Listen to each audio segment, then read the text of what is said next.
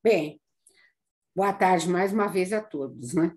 Hoje vamos ter a palestra do Gabriel Peter, que ele é membro da loja Paz Profunda em Ribeirão Preto. Ele vai apresentar o tema Meditação, Saúde Humana, Busca do Equilíbrio. Bem, vamos fazer uma pequena pausa, nos preparando para a palestra de hoje. Vamos fechar os olhos, fazer uma respiração suave e profunda, mentalizando comigo o mantra da unidade. Ó vida oculta que vibras em cada átomo. Ó luz oculta que brilhas em cada criatura. Ó amor oculto que tudo abrange na unidade. Possa todo aquele que se sente uno contigo, que ele é, por isso mesmo, uno com todos os outros.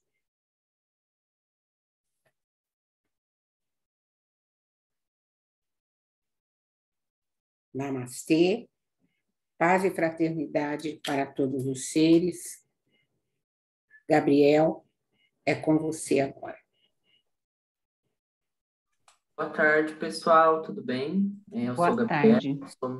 sou membro da Sociedade Teosófica de Ribeirão Preto, sou estudante de gestão de empresas, pratico a parte de magia bruxaria natural desde 2012 e me dedico desde 2015 a aprender um pouco mais sobre o universo teosófico, um pouco sobre filosofia, para me aprofundar mais referente à parte de conhecimento.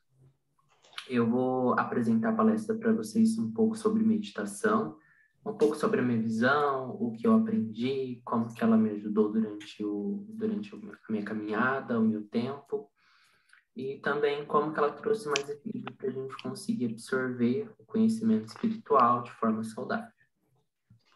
Vou compartilhar aqui com vocês o material.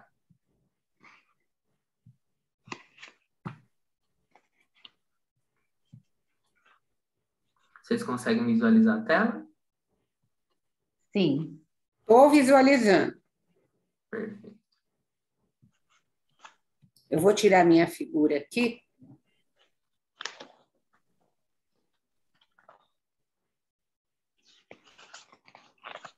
Então, vamos começar pela parte de bibliografia, né? Onde eu peguei os principais textos, as linhas de raciocínio. Eu me baseei principalmente no livro da Autocura, Luz do Ocultismo, do Ike Time, A Voz do Silêncio, da Blavatsky, e a Bíblia para a Meditação, que foi um dos primeiros livros que eu li sobre o tema, quando eu comecei a querer mais estudar sobre o assunto, conhecer mais sobre a parte de meditação. Eu acho que para a gente conseguir entender melhor o tema, seria interessante a gente dissecar um pouco a palavra e o significado dela. Meditação é um substantivo feminino. Ele está vinculado à ação ou efeito de refletir profundamente sobre determinada coisa ou resultado dessa ação. O escrito tem como tema um assunto filosófico ou religioso. As meditações de Descartes, de Santa Teresa, nesse sentido, escreve-se com letra maiúscula. E a meditação também tem o sentido de uma oração mental, feita pelo próprio usuário. Eu separei aqui um artigo de uma revista científica que demonstra a parte de pesquisa referente à parte da ciência sobre a parte de meditação. Aqui a gente tem algumas pesquisas que analisam os possíveis efeitos e limitações da prática da atenção plena, porém são necessárias mais e melhores pesquisas para determinar os seus reais efeitos desses programas. A gente está tendo hoje em dia um crescimento muito grande da prática mindfulness, referente a curso, palestra, até mesmo dentro das empresas, para promover uma prática de bem-estar referente a funcionário. A gente também está vendo isso muito em escola, onde a prática da meditação está sendo utilizada para trazer mais calma e mais centramento para os alunos. As práticas meditativas são objetivo de atenção de diferentes vertentes espirituais e religiosas, que vão do Vipassana budista à Cabala judaica. Em 2017, dados de questionários da Pesquisa Nacional de Saúde dos Estados Unidos indicaram que entre 2012 e 2017 triplicou o número de adultos que praticaram meditação. Eu acho que com a divulgação constante do tema nas redes sociais e com a questão da parte do Instagram, Facebook, redes sociais, está tendo cada vez mais um aumento de influencer ou sinal de pessoas que utilizam a prática e também estão implementando no dia a dia ou começaram a adotar.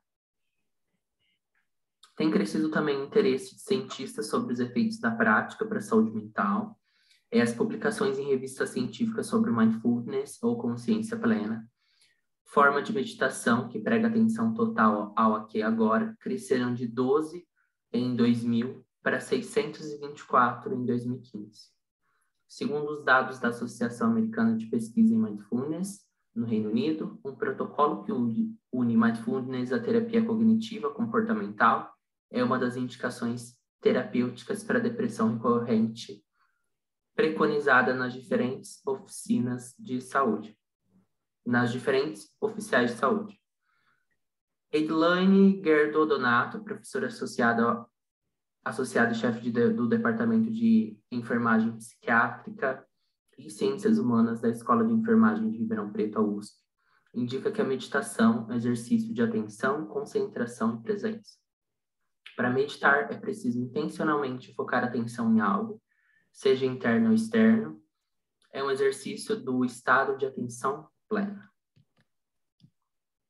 Aqui, a Camila Vopak, mestre em Psiquiatria e Saúde Mental e doutora em Psicologia pela UFRJ, estuda a fisiologia da prática da meditação. Ela explica, que o córtex pré-frontal do cérebro tem 3 conjuntos de estruturas cognitivas, que podem ser ativados à rede default, em ação quando estamos viajando.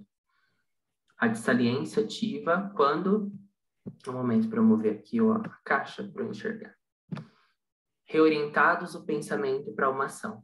A rede central executiva ativa quando estamos de fato executando uma tarefa. O cérebro alterna entre essas funções continuamente. O que se observa com a prática de mindfulness é uma redução nas atividades da rede default. Fica-se mais atento e presente. Ao mesmo tempo, a redução, inclusive estrutural, nas áreas das amígdalas, responsáveis por emoções como medo e ansiedade. Pessoas que meditam têm as amígdalas menos ativas, ela explica. Tomografias e ressonâncias também mostram redução da atenção voltada a estímulos externos e aumento da atenção sustentada interna.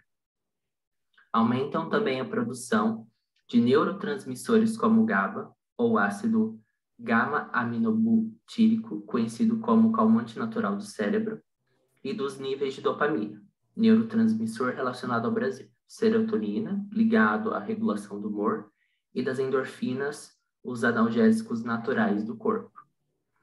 A alteração cerebral mais significativa, mostrada em um estudo de Harvard, foi o aumento da espessura da massa cinzenta, ou seja, aumento no número de neurônios de determinadas áreas do cérebro, conta a pesquisadora.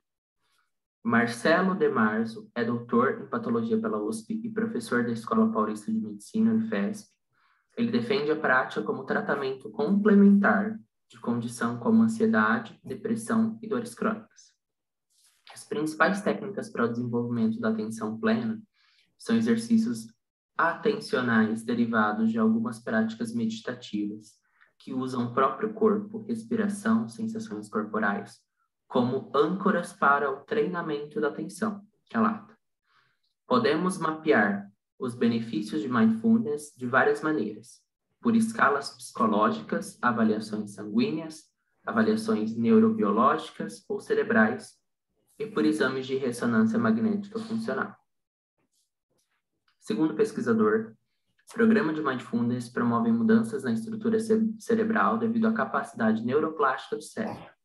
Efeito captado pelos exames de neuroimagem, algumas áreas cerebrais são mais beneficiadas pela prática, como o hipocampo, hipotálamo e córtex pré-frontal. São áreas relacionadas à memória, à tomada de consciência do corpo em relação ao espaço, propriocepção, à tomada de decisões, ao raciocínio crítico, ou seja, às funções cognitivas em geral. Meditar é saudável, mas não é uma panaceia. Apesar dos esforços recentes, a ciência engatinha para comprovar benefícios da meditação sobre o cérebro. Muitos estudos não têm um grupo controle, uma randomização, uma boa descrição da técnica utilizada ou de como ela foi ensinada aos pacientes. Voluntários. Estatísticas e apresentação dos dados de forma adequada também são fundamentais, ressalta Elisa Kosaka, pesquisadora do Instituto do Cérebro do Hospital Israelita Albert Einstein e também uma das referências sobre o tema no Brasil. Para analisar os efeitos de estados meditativos sobre o cérebro, ressalta Kosaka, exames de imagem como ressonância magnética funcionais são importantes, mas a forma como são conduzidos também. Não é exatamente o que as imagens nos dizem, mas como elas foram adquiridas, processadas, analisadas e interpretadas. Trata-se de um processo complexo que envolve uma equipe multidisciplinar de áreas diversas, tais como a física, a computação e neuroradiologia, ela ressalta. Um estudo de 2015 da Universidade Americana Johns Hopkins realizou revisão sistemática e meta-análise de 17.801 citações e 87 teses com 1.320 participantes sobre programas de meditação para redução de estresse e promoção de bem-estar. Concluiu que programas de mindfulness de 8 semanas têm evidências moderadas de auxílio na redução da ansiedade, depressão e dor.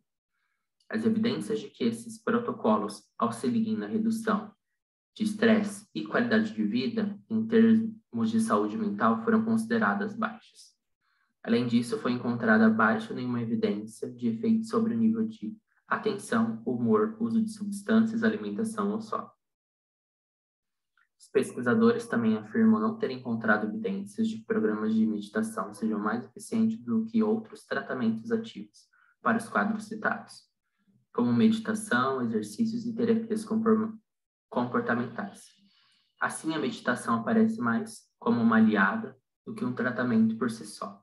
No entanto, os pesquisadores concluem um estudo alertando: os dados são basicamente inconclusivos. São necessários mais e melhores pesquisas para determinar os reais efeitos desses programas na melhora da saúde.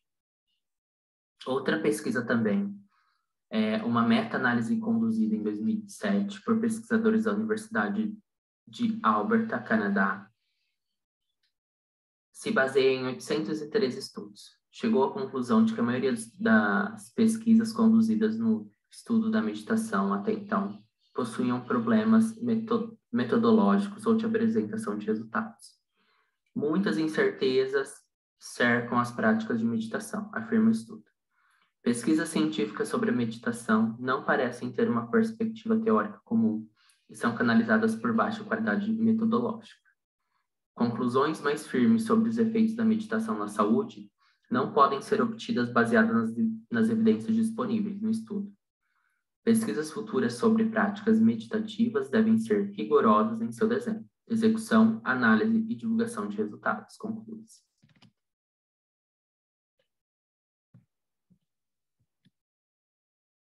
Apesar de limitações metodológicas, outras pesquisas recentes indicam relação direta entre frequência de práticas meditativas e maiores níveis de consciência plena, autocompaixão e felicidade.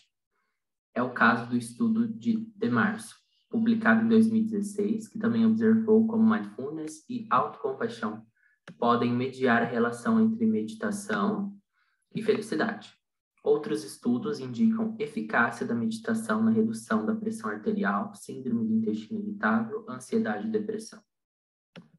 Entre os achados, destacam-se os efeitos de redução dos níveis de cortisol, que impactam na qualidade do sono, no processo de envelhecimento celular, na resposta imunológica, nos processos inflamatórios e na estrutura do tecido cerebral. Em populações clínicas, existem benefícios reportados por estudos que introduziram a prática pessoas com dor aguda e crônica, hipertensão, diabetes tipo 2 e síndrome da imunodeficiência adquirida e portadores do vírus de imunodeficiência humana, HIV, e abuso de drogas.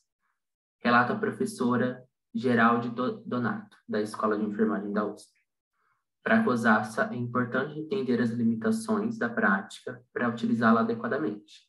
É importante compreender que meditar pode ajudar a reduzir o estresse, problemas cardiovasculares, como a hipertensão, além de ser um bom recurso para lidar com sintomas de ansiedade e depressão. Porém, existem outras práticas contemplativas que se utilizam não apenas da quietude da mente e do corpo, mas de recursos corporais, como o yoga e o tai chi. Pessoalmente, eu incluiria atividades como o surf também como uma prática contemplativa, quando fora do contexto competitivo. Meditar é saudável, mas não é uma panaceia. É importante entender a importância de um estilo de vida saudável, que envolve nutrição, buscar um ambiente ou entorno em que sejam possível um contato com a natureza, com alguma regularidade, além de exercícios físicos e o cultivo de relações saudáveis, recomenda. Não falamos em cura, mas em melhor manejo dos problemas, o que pode prevenir novos quadros de ansiedade ou depressão, por exemplo, corrobora de Março. A meditação no foco empresarial. Há também estudos sobre os benefícios de mindfulness em outras áreas da sociedade, como na educação de crianças e adolescentes e no mundo corporativo. Rogério Calho é professor do curso de administração da USP Ribeirão Preto e estuda as aplicações da prática em ciências organizacionais. O professor relembra iniciativa do Parlamento Britânico, que contratou pesquisadores em mindfulness da Universidade de Oxford para oferecer cursos de prática a parlamentares de diversos partidos. Também foi organizada pelo Parlamento uma iniciativa para compilar pesquisas sobre o assunto, que possam inspirar políticas públicas em educação, saúde, no sistema carcerário e o ambiente de trabalho. Entre as recomendações do documento estão a promoção de programas de mindfulness no setor público, o estímulo a projetos de pesquisa na área e a implementação de terapia cognitiva aliada ao mindfulness para tratamento de depressão recorrente entre população carcerária.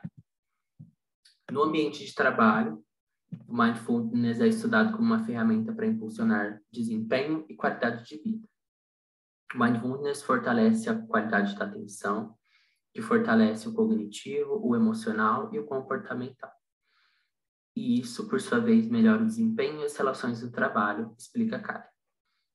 O interesse tem crescido tanto que grandes corporações têm seus próprios programas. É o caso do programa Search Inside Yourself, Busque Dentro de Você, do Google, criado em 2007 por Expert Mindfulness, Neurociência e Inteligência Emocional, como um treinamento interno para os funcionários, e hoje está disponível em mais de 30 países. Esse texto ele foi criado pela Suzana, Petrópolis. Ela é economista, pós-graduada e mestranda em jornalismo científico no LabJur na Unicamp e bolsista do programa Mídia Ciência da FAPESP. Eu pude perceber um crescimento forte referente a empresas que investem nesse tipo de tratamento, terapia da parte do mindfulness, meditação, justamente para aumentar a produtividade e porque atualmente as empresas elas têm uma demanda muito alta e também uma grande quantidade de funcionários com problemas psicológicos ou psicossomáticos. Então, a gente tem funcionários que têm síndrome do pânico, a gente tem funcionários que têm crise depressiva, que têm crise de ansiedade, e até mesmo por uma questão de redução de custos da própria empresa, é interessante esse tipo de programa interno. Referente à parte de benefício, eu pude perceber também que as empresas agora estão investindo na parte de benefício para a parte de terapia e tratamento. Então, por exemplo, o funcionário ele tem o plano de saúde dele, Só que o plano de saúde geralmente tem uma cota para ele realizar referente à parte de tratamento e terapia. E a empresa agora está oferecendo outro plano só voltado para a parte de terapia, ou por videochamada, ou a terapia, por exemplo, à distância. E isso está trazendo um bom resultado. Porque geralmente o funcionário, quando ele entra na empresa, tipo, ele já tem toda uma bagagem emocional. Ele já tem questões de familiares, ele tem uma questão social, ele tem uma questão financeira. Isso, querendo ou não, pesa muito na produtividade dele como funcionário, também pode prejudicar na parte produtiva. Porque quando você investe nesse tipo de tratamento, nesse tipo de segurança, automaticamente você também diminui a chance de absenteísmo, que seria justamente a falta por alguma crise dessa, ou a falta ou desgaste da produtividade por esse tipo de situação emocional ou mental dele.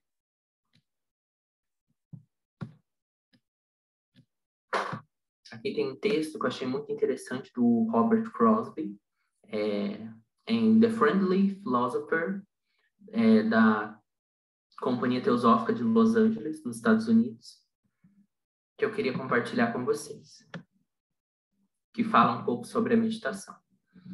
A meditação, tal como usada por nós, é o que se chama em sânscrito de dhyana, isso é, ausência de movimento e unidirecionalidade. O principal ponto é liberar a mente do poder dos sentidos e erguer uma corrente de pensamento que exclua todas as outras. A compreensão surge da concentração na coisa a ser compreendida. W.K. Judy afirma: meditar no eu superior é difícil. Procure então a ponte, os mestres. A paciente concentração mental em um só pensamento resulta na obtenção de sabedoria e é deste modo que surge o verdadeiro budista. A aspiração pelo eu superior deve fazer parte da meditação diária. A elevação até os planos mais elevados do nosso ser, que não podem ser encontrados a menos que se procure por eles. O desejo reverente e profundo de obter o esclarecimento e orientação do mestre começará o processo de sintonia da natureza com a vibração daquilo a qual a natureza deverá um dia responder. A concentração é um único ponto do ensinamento, é um caminho para a filosofia, o autoexame, um caminho para o conhecimento de si mesmo, colocar-se no lugar do outro, compreender as suas dificuldades e deste modo ser capaz de ajudá-lo. É aquela capacidade que, quando ampliada, torna possível ao adepto compreender a natureza da pedra ou de qualquer outra forma de consciência. A meditação é uma prática boa e benéfica que leva a uma grande meta, e também uma grande destruidora da ideia ou do eu pessoal. Eu acho interessante esse final, porque durante o processo de meditação a gente tem como se deixasse o eu de lado, ou se não, a própria prática meditativa referente a um tema que é delicado para a gente, acaba por lapidar o ego. Ou se não, a retirar essas máscaras do ego, a gente consegue se conhecer um pouco melhor. Eu fiz aqui algumas perguntas, né, para a gente se fazer referente à parte da meditação. Elas sempre vão estar em rosa no finalzinho do slide. O que você sente ou pensa durante o processo de meditação? Quais sensações e ideias vêm à mente? Você anota essas sensações e sentimentos para analisar esse conteúdo posteriormente? Recomendo o uso de um diário, caderno para anotar tudo o que puder após a prática. E a mesma coisa para os sonhos. Quando a gente faz o processo de meditação, automaticamente nossa mente ela fica em outro estado de consciência. Nesse estado de consciência, a gente pode ter diversos insights. A gente pode pensar uma coisa que a gente nunca pensou. A gente pode perceber uma situação de outro ângulo, de outra forma. E é interessante a gente sempre anotar isso, porque às vezes depois de 2, 3 meses ou depois de um ano, quando você pegar essas anotações para você ler, você vai entender a situação de uma forma melhor. E é como se você trouxesse do seu subconsciente para o seu consciente ou do seu eu maior para o seu ego, exatamente aquilo que você precisa para você conseguir transmutar e para você conseguir entender essa situação. Eu acho que a meditação não está voltada a ficar sentado em flor de lótus, com a mãozinha e com a postura correta, mesmo achando que isso ajuda muito, principalmente no começo. Mas eu acho que a meditação, ela está muito mais vinculada a você pegar, deixar o mundano de lado e focar justamente naquilo que importa, naquilo que você considera sagrado ou aquilo que você precisa resolver. Às vezes a gente deixa um pouco mudando de lado, porque a gente tem uma situação, a gente tem um sentimento que não está bem resolvido dentro da gente, a gente precisa transmutar isso, a gente precisa sublimar essa energia. Eu acho que a meditação ela não tem o poder de fazer desaparecer uma sensação, desaparecer uma linha de raciocínio, mas querendo ou não, a gente consegue elevar essa parte densa para uma coisa mais leve, justamente pensando sobre ela, dissecando por que você pensa daquela forma, dissecando o que te levou a sentir uma sensação por uma determinada pessoa. Isso vai te sublimando. E esse processo é um processo que pode demorar anos, mas sempre que a gente faz, ele vale a pena, porque a paz interna, eu acho que a paz emocional é natural. Sempre que a gente vê um desequilíbrio interno, mental ou emocional, ele não é natural. Querendo ou não, aquilo vai ter que deixar de existir uma hora ou outra, seja nessa vida ou em outra. Mas tem como a gente facilitar esse processo justamente através da parte de meditação. Eu acho que a meditação é justamente isso, a gente retornar ao ponto de equilíbrio através da compreensão e da aceitação do que aconteceu. Porque o desequilíbrio, ele não é natural. Todo desequilíbrio na natureza, ele não se mantém durante muito tempo e, querendo ou não, uma hora ou outra, ele vai deixar de existir.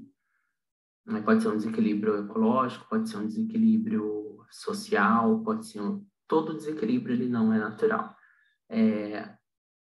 O natural que cria raiz, o que cresce é justamente a parte do equilíbrio interno daquele ser humano. E qualquer tipo de sentimento que a gente tenha internamente, ele precisa ser sublimado uma hora ou outra.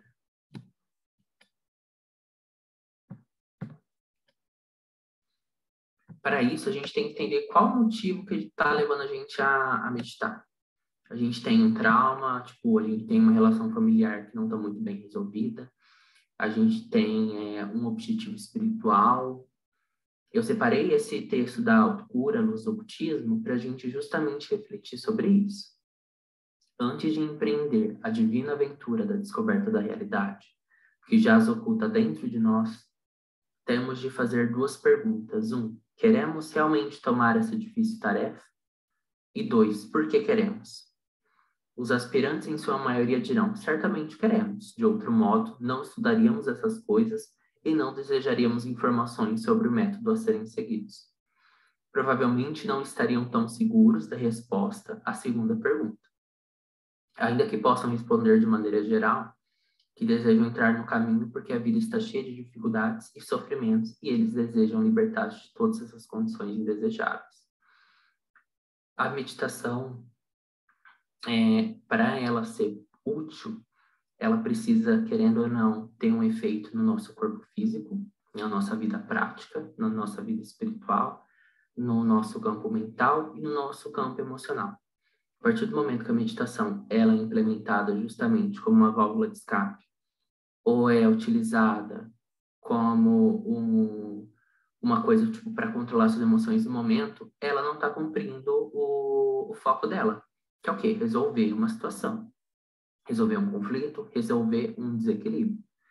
Que desequilíbrio você quer tratar? A gente pode começar com uma coisa pequena, por exemplo, uma memória da infância que eu não gosto. Você pode focar nisso durante a meditação? Pode. Depois você pode focar na sua limpeza energética, na sua limpeza dos seus chakras, na limpeza dos seus corpos. Você pode focar nisso? Pode também. Mas o foco da meditação não é para tapar o sol com a peneira. É justamente para você enxergar a situação de uma forma franca, de você se olhar no espelho e ver a verdade nua e crua. E a partir disso você tomar uma atitude no seu campo prático, na sua vida prática, para aquela situação nunca mais acontecer. Não teria, tipo, sentido a gente ficar meditando 24 horas por dia, sendo que tem um monte de situação na nossa vida prática, a gente precisa mudar, a gente precisa mudar a nossa rotina, os nossos hábitos, e isso nunca vai para frente. Então, eu fiz mais algumas perguntas aqui embaixo. Eu possuo um foco durante a meditação? Eu quero trabalhar o trauma de uma memória, um sentimento voltado a uma pessoa? Eu quero acessar e comungar com as forças cósmicas para a limpeza dos meus corpos? Ou quero me sentar à mesa dos deuses e beber de sua sabedoria? Então, o foco da meditação ele pode ser vário. Você pode focar a meditação justamente para se acalmar durante aquele dia. Você pode fazer um processo de limpeza interna. Você pode usar a meditação como algumas outras práticas religiosas utilizam, principalmente na parte de magia e bruxaria, justamente para você conseguir acessar um conhecimento, o porquê que a sua vida está daquela forma, o que você precisa corrigir, para você justamente ter um novo ponto de vista. A partir desse ponto de vista, você tomar uma atitude prática. Você cortar o mal pela raiz, você fazer uma mudança significativa através do reconhecimento de qual problema que você tem e por que você tem aquele problema.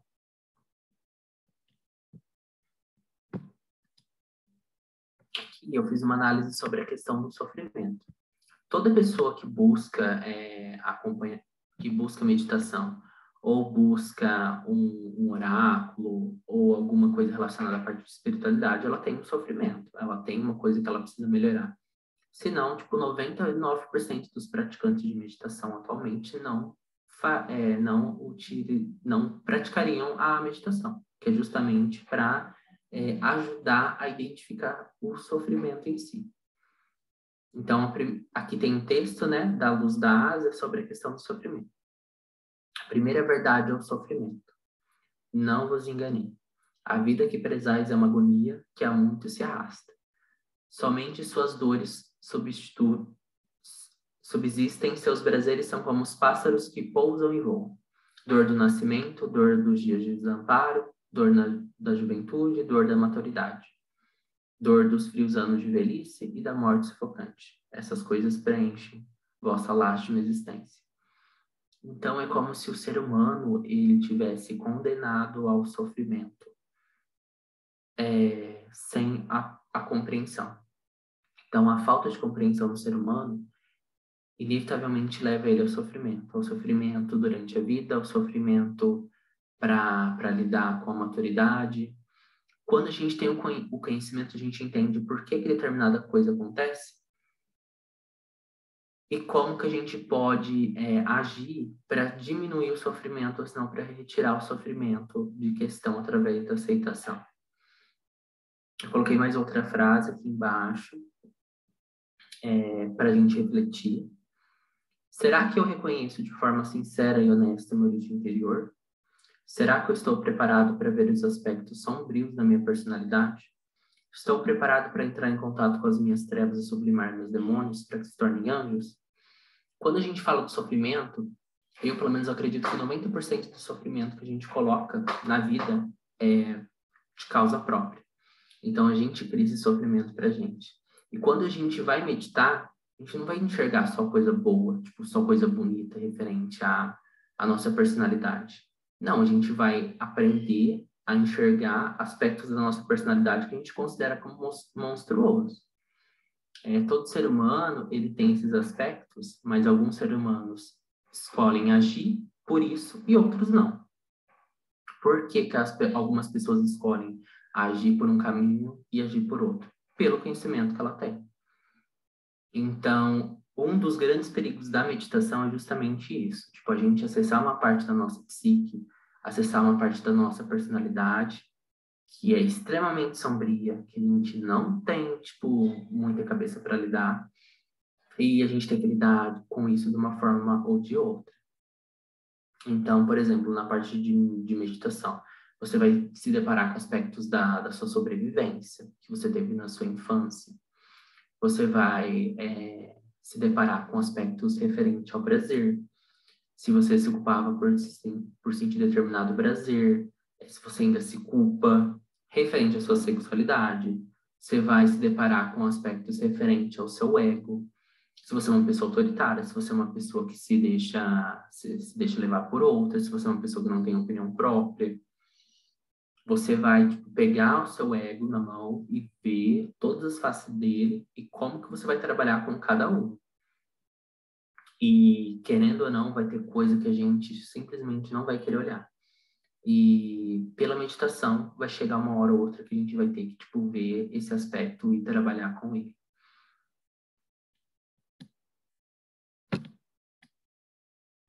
O sofrimento, mais um pouco sobre a questão do sofrimento na sociedade atual. Então aqui a gente tem que esse modo de viver, se refletir muito, torna-se um hábito e passa-se a vivenciar os bons momentos já antevendo quando vão aparecer os problemas. Isso gera ansiedades e angústias. Na verdade, a vida é como se dirigir um carro. Deve-se fazer uso da direção preventiva para evitar a infelicidade. Mas para isso é necessário estar antenado no aqui e no agora. Eu trouxe mais um pouco de reflexão. Qual é a raiz do seu sofrimento atual? Todos os aspectos da sua natureza pessoal interna estão fluindo de forma equilibrada? Seu espírito ele tem a possibilidade de fluir livremente na vida? É muito interessante essa imagem que eu trouxe aqui do lado, porque demonstra justamente isso. 18,56% das pessoas apontam que as relações interpessoais são um problema para a saúde mental e psicológica dela. E também pela questão de estresse. 17,32% dificuldades financeiras e 16,58% questão do trabalho. Esse grande nível de estresse causa em 10,37% crise de pânico. Em 23,20% das pessoas, elas têm atualmente ou tiveram quadro de depressão. 20,45% tratam de asma ou doença respiratória. 32,64% elas foram diagnosticadas com gastrite. E 55,60% sofrem com a ansiedade. É muito interessante a gente fazer, por exemplo, o paralelo das doenças com a questão dos chakras e com as questões de trabalho. Então, por exemplo, quando uma pessoa ela tem um problema muito difícil com o ego, provavelmente ela vai ter um problema com o chakra responsável por essa parte, que seria o chakra do estômago, né? Se ela tem um problema de digestão do passado, é muito tratada essa questão na parte de linguagem do corpo, onde se cria um vínculo entre uma situação da vida daquela pessoa e uma parte física do corpo dela. Porque a partir do momento que ela não trata aquela situação de forma rápida, automaticamente isso vai se somatizando no corpo. E aqui a gente tem uma medalha do Brasil, onde o Brasil é o segundo país em que a população apresenta níveis altíssimos de estresse. 34,26% dizem sentir o estresse de forma extrema. 34% acreditam que o nível é excessivo. 54% consideram o nível de estresse controlável e 12% avaliam como saudável. A parte diagnóstica é muito difícil da questão do estresse. É muito comum sentir os primeiros sintomas, a pessoa procurar ajuda, mas apesar dos sintomas físicos, o estresse não pode ser diagnosticado. Ele é dividido em 4 fases: alerta, resistência, exaustão, e na fase mais grave é quando as doenças se estabelecem. Completa, Daniela. Serei responsável pela parte de pesquisa.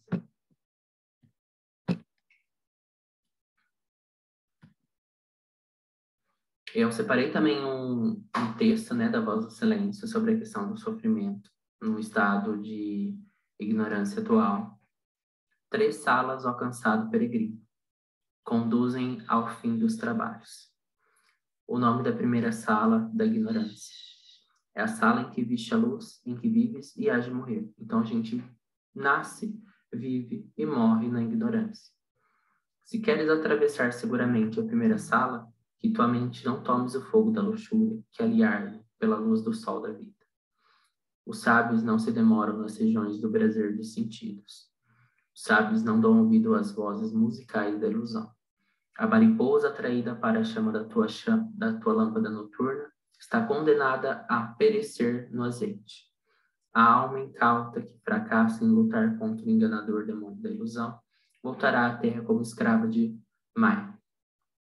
Contempla as hostes das almas, vê como elas pairam sobre o mar tempestuoso da vida humana, como exaustas, sangrando de asas quebradas, caem uma após a outra, nas inflaudas ondas, sacudidas pelos ventos ferozes, perseguidas pelos ventavais, são arrastadas para os sorvedores e somem-se pelo próprio grande vórtice que encontram. Então, nesse último parágrafo, a gente vê como que a ignorância, ela deixa a gente vulnerável para ser controlado pelas intempéries da vida, né? Eu fui pesquisar a parte de sorvedores, eu descobri que são vórtices de água. E eu acho que está muito vinculado à parte das emoções, né?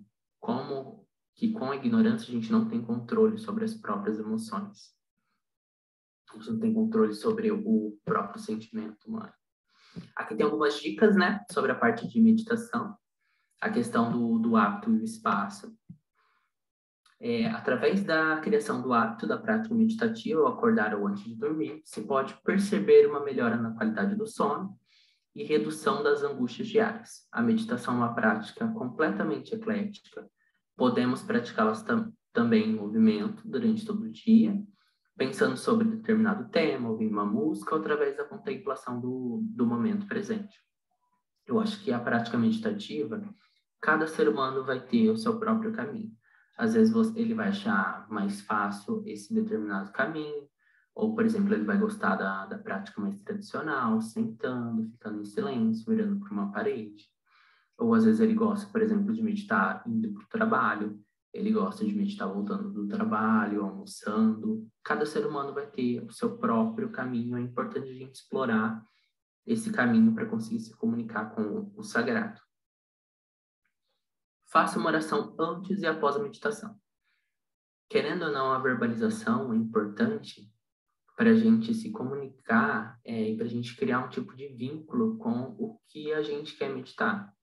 Então, se a gente quer meditar sobre uma determinada egrégora, a gente quer meditar sobre determinada situação, seria interessante a gente fazer sempre uma oração antes e após o processo de meditação, para a gente também marcar um tempo de início e um tempo de fim em que você medita sobre aquele estado.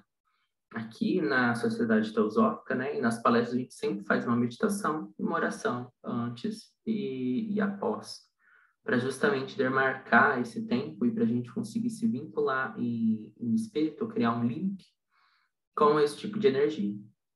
A meditação em ambientes o mais naturais possíveis facilita a prática, uma vez que a gente tem contato com o reino mineral, vegetal e animal. Então, é muito difícil, a gente meditar na cachoeira, a gente meditar na praia, a gente meditar na serra, na mata, mas a gente pode buscar o espaço mais natural, aberto, para a gente realizar a prática e assim a gente também conseguir entrar em contato com o reino mineral, vegetal e animal, porque através desse processo de meditação com esses recursos e esses instrumentos facilita o nosso processo de jornada interna para conseguir se entender cada vez melhor. Por exemplo, tem muita prática meditativa que é através dos arquétipos dos animais. Então, por exemplo, você medita sobre o aspecto da águia, você medita sobre o aspecto do golfinho, você faz uma meditação guiada para descobrir o seu animal de poder, o seu arquétipo pessoal. E através dessa meditação você consegue se entender melhor. É como se fosse uma meditação xamânica, é uma meditação xamânica, mais voltado para esse aspecto da sua psique pessoal. A prática meditativa em frente ao seu altar pessoal facilita e aproxima o contato com a divindade e o sagrado. Então, se você tem um altar, uma imagem, um lugar que você costuma acender vela, que você costuma fazer orações, é legal você meditar de frente para esse espaço, porque querendo ou não, a energia que você emana para esse espaço vai facilitar a sua conexão com o sagrado. Por exemplo, a gente tem muito isso no budismo. A gente tem muito isso na parte xamânica também. A gente tem muito isso na parte de ocultismo, bruxaria, magia, onde justamente a prática meditativa, a prática sagrada, religiosa, é realizada frente ao altar. E também a consagração de um ambiente, você tornar aquele ambiente sagrado, aquele horário sagrado, facilita o seu corpo automaticamente entrar nesse estado de forma natural, independente. Então, por mais difícil que seja no começo, se você, por exemplo, estabelecer um horário de meditação, eu vou meditar todo dia antes de dormir, automaticamente o seu corpo ele vai entrar nesse estado de forma natural, independente. Você nem vai precisar fazer esforço, nem você vai precisar fazer um exercício de respiração. Isso vai ser algo completamente natural do seu próprio corpo e do seu espírito. Ele vai entender que aquela hora chega, vou meditar, vou pensar um pouco no que aconteceu, e ele faz justamente isso. Ou também na hora de acordar, se você fizer isso, eu recomendo, justamente para você conseguir ter um controle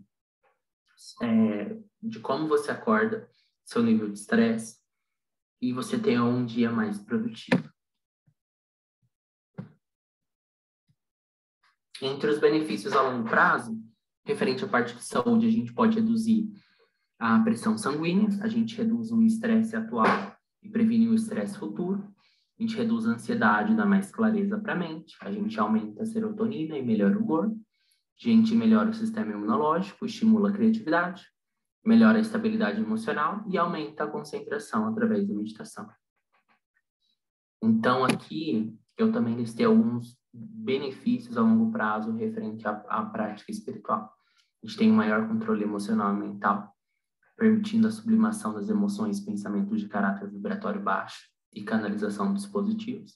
Então, automaticamente, se você tiver qualquer tipo de impureza no seu campo mental ou emocional, você consegue transmutar isso através da meditação, ou se não, abrir espaço para justamente esse positivo vir para você. Você vai ter acesso a memórias antigas que já estavam esquecidas. Você vai ter um conhecimento do seu ciclo natural energético do seu corpo. Você vai ter ciência do processo antes da somatização em doenças e transtornos.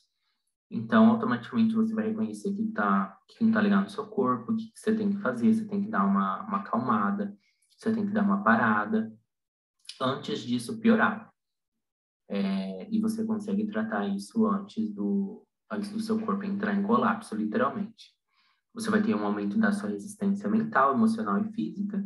Você vai ter uma melhora na sua memória e no seu raciocínio, lógico. Você vai ter a parte de desbloqueio de traumas. Uma volta de fluxo natural de vitalidade em áreas do corpo que antes estavam travadas. E você vai ter uma melhor distribuição da força vital energética. Você vai ter também uma descoberta de novas emoções, habilidades e dons inerentes ao espírito. Essa parte é interessante porque quando a gente começa a pensar numa situação do passado, ou a gente começa a pensar em como você lida com suas emoções agora, uma hora ou outra você vai descobrir novas emoções ou novos estados de emoções dentro do que você pode produzir. Então você vai aprender a lidar com uma situação traumática do passado de uma forma totalmente genuína. Você vai conseguir, por exemplo, alcançar novos estados de paixão, estados mais elevados de amor, de compreensão, de compaixão. E você vai ter também uma maior tolerância, paciência, e as suas emoções elas vão florescer cada vez mais, justamente por causa desse momento de introspecção que você está justamente refinando o que você está sentindo agora, que você já sentiu referente a alguma coisa. E você vai ter o acesso a novos reinos de consciência espiritual e uma comunicação mais fácil com o reino natural. Durante o processo de meditação, automaticamente, para a gente tirar todo aquele peso que a gente tem internamente, é natural que a consciência se expanda para lugares mais elevados. Então, talvez você tenha acesso a determinada frequência vibratória, talvez você comece a ter uma linha de raciocínio totalmente diferente, justamente porque você está começando a acessar esse tipo de consciência. E entre os perigos, né, a gente tem justamente, tipo, desbloquear alguns dons que você não está preparado para lidar. Então, por exemplo, você pode desbloquear o dom de empatia, mas esse dom é tão forte que você começa a sentir no seu próprio corpo todas as dores que outra pessoa pode ter na sua frente. Você pode, por exemplo, desbloquear a questão da compreensão dos pensamentos. Então, você tem acesso ao completo do que a pessoa na sua frente está pensando, como que ela pensa, as emoções também. E, querendo ou não, se a pessoa não tiver um ego preparado para filtrar e para controlar esses dons, automaticamente isso pode trazer um prejuízo e um dano grave de difícil reparação na consciência dela, até o ponto dela perder o controle e precisar de uma intervenção ou de um tratamento específico. Basicamente, a palestra foi isso, tipo, é mais um bate-papo com vocês. Eu queria muito, tipo, debater com vocês as experiências que vocês tiveram referente à parte de meditação. Se vocês têm algum tipo de experiências, viagem, sensação, se vocês têm algum tipo de sensação física ou corpórea durante o processo de meditação, se vocês acessaram algum conhecimento, tiveram algum insight, tiveram alguma ideia, tipo, para empreender, ou tiveram alguma ideia referente ao passado. Eu queria conversar com vocês justamente sobre isso. Eu agradeço muito o carinho de vocês, a todas as pessoas que vieram assistir a palestra. Eu espero cada vez mais refinar esse conteúdo e trazer cada vez mais coisinhas para todos vocês, tá bom? Muito obrigado e tchau, tchau.